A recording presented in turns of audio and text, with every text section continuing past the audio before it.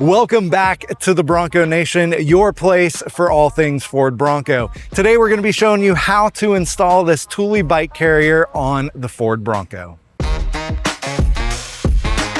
This project should take less than an hour to complete, and these are the tools you'll need to finish the job. Now, because the Bronco has a spare tire, you'll need a Hitch Extender.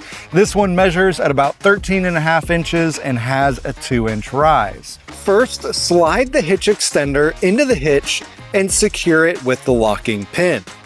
Then, slide the stinger into place and lock it in with the provided bolt.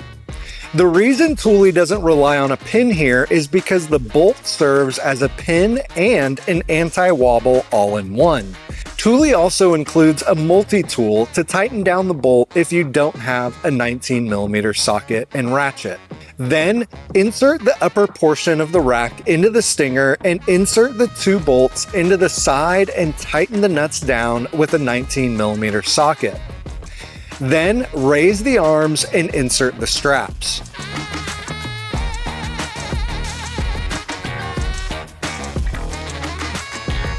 Finally, put a bike on, strap it down, and you're ready to go. Now, each position on the bike rack can actually hold 37.5 pounds for a total of 150 pounds on the carrier.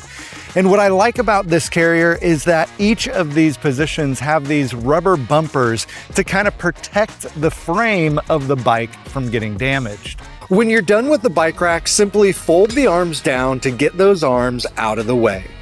So that's it. The Thule bike carrier is a great way to load up your bike and get out on the trail. We'll put links in the description below where you can pick one of these up for yourself. And remember, Bronco Nation members get exclusive pricing. Thanks for watching, and we'll see you next time.